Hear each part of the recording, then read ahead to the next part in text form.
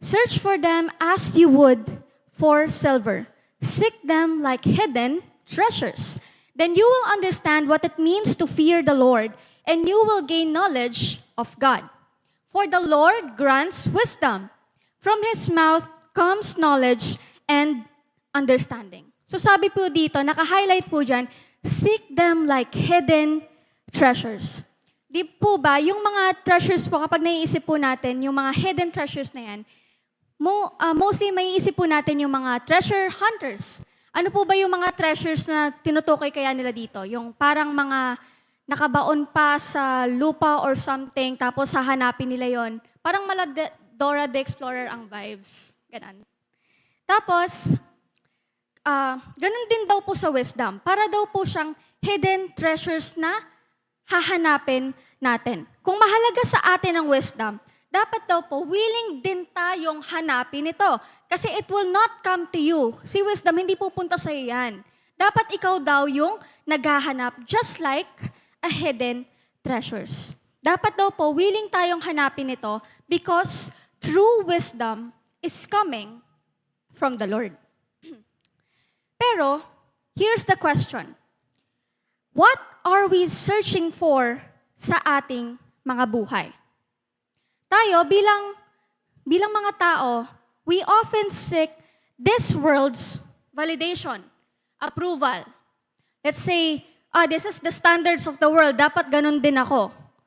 Sabi ni ganito, dapat ganyan daw. Kasi ito yung tama para sa mundo. At dito, mag-a-agree silang lahat sa'yo. Kaya ito yung gagawin ko. Another thing, yung definition ng success and recognition.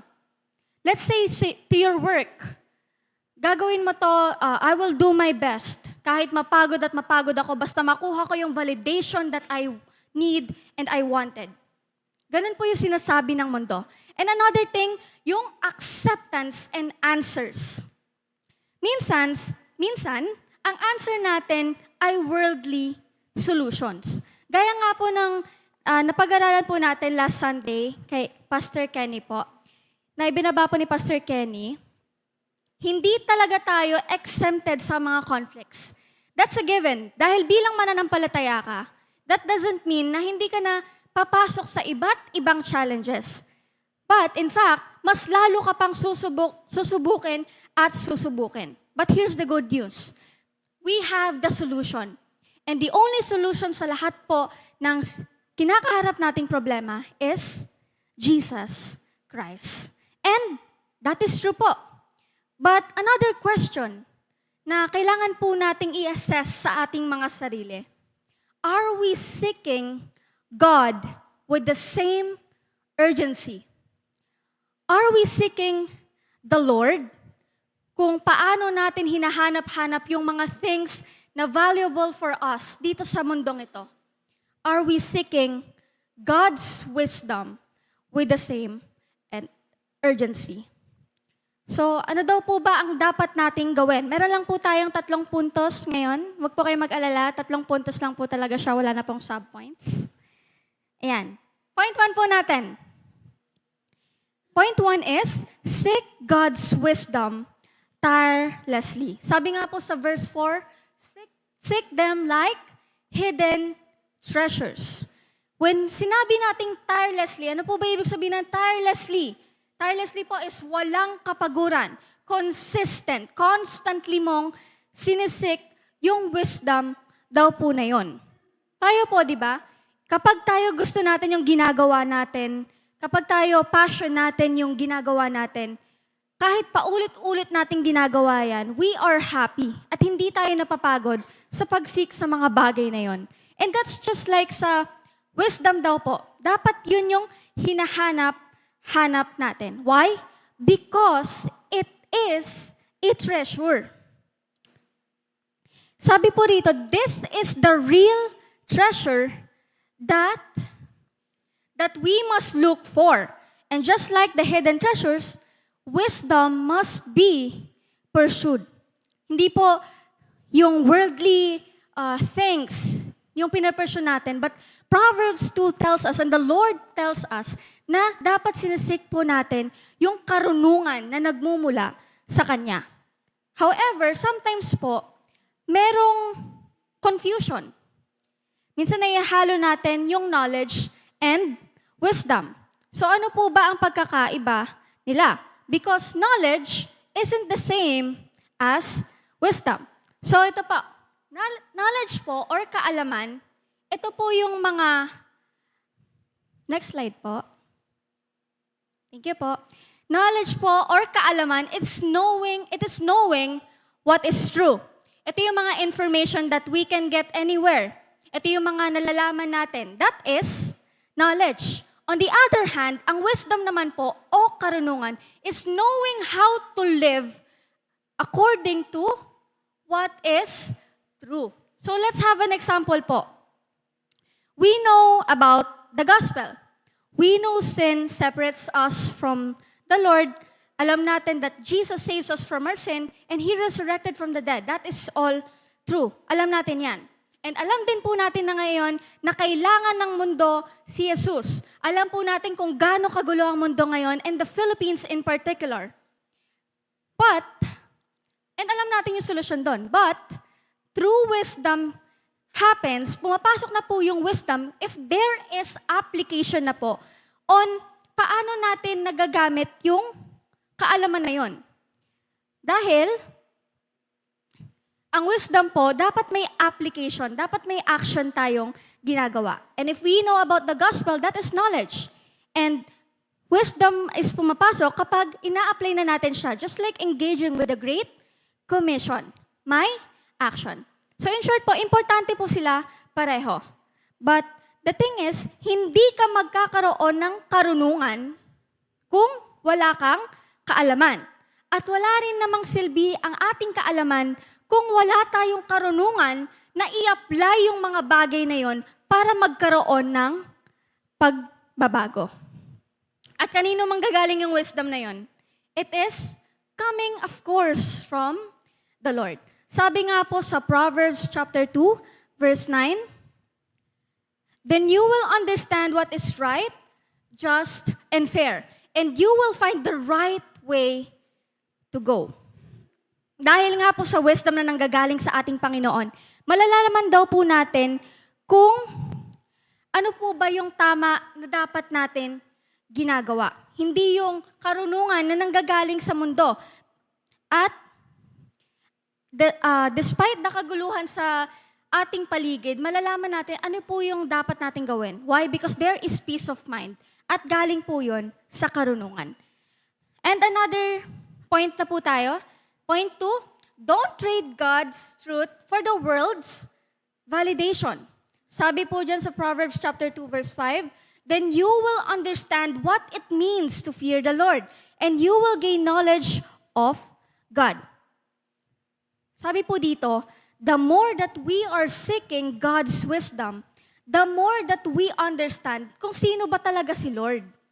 The more that we understand, ano ba yung purpose na inaatas sa akin ni Lord? At the more that we will understand, ano ba yung dapat nating gawin through that wisdom na nanggaling po sa ating Panginoon. Pero ang problema po sa atin, next slide po, we tend to rely on the world rather than the Word.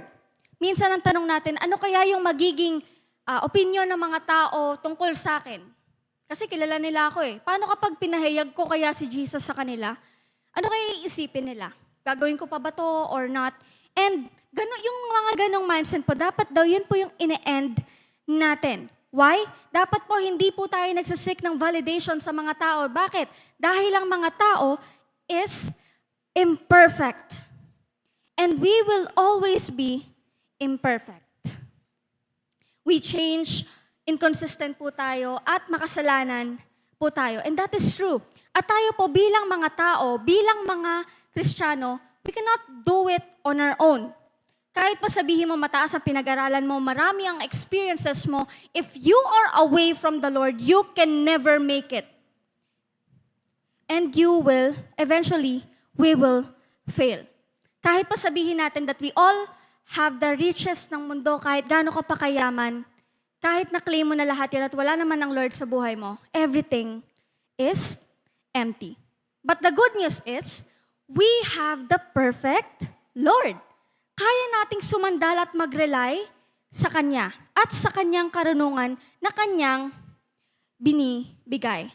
And for sure, the Lord never fails. Sabi nga po sa Proverbs chapter 2 verse 12, wisdom will save you from the ways of wicked people, from those whose words are twisted.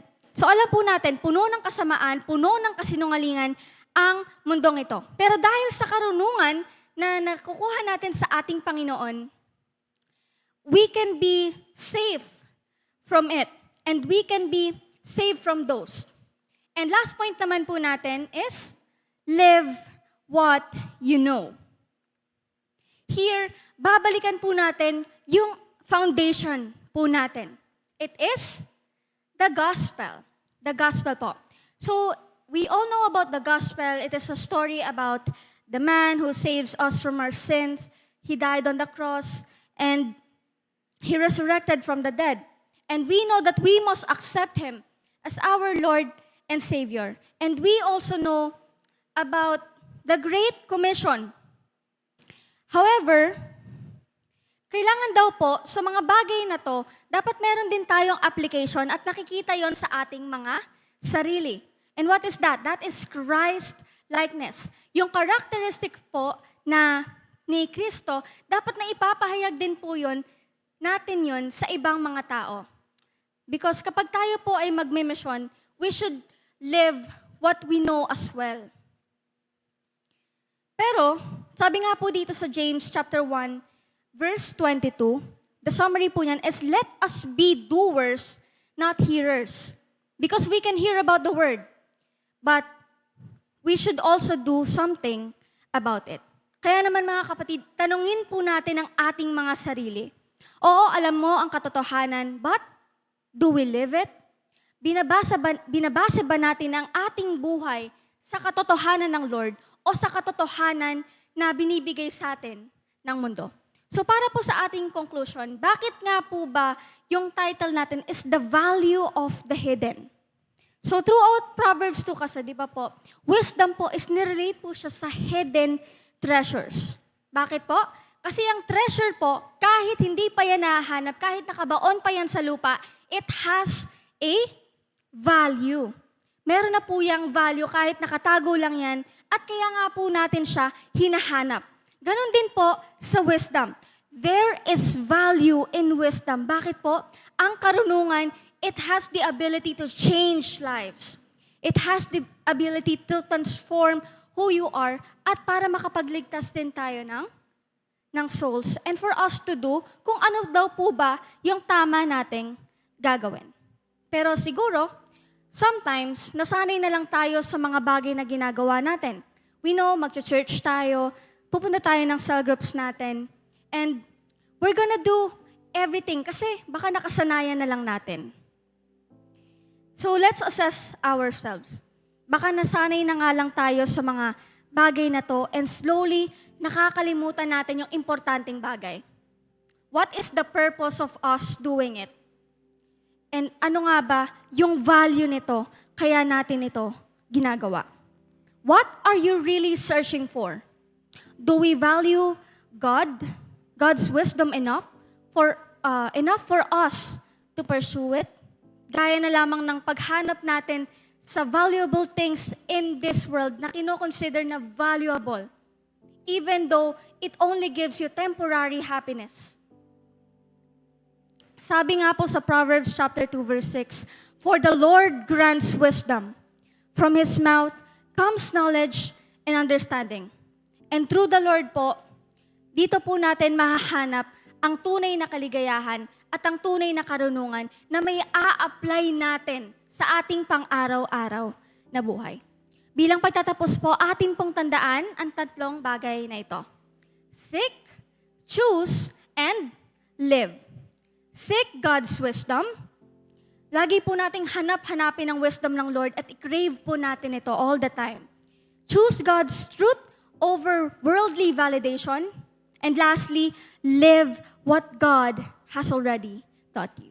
Maraming salamat po sa ating lahat. To God be all the glory.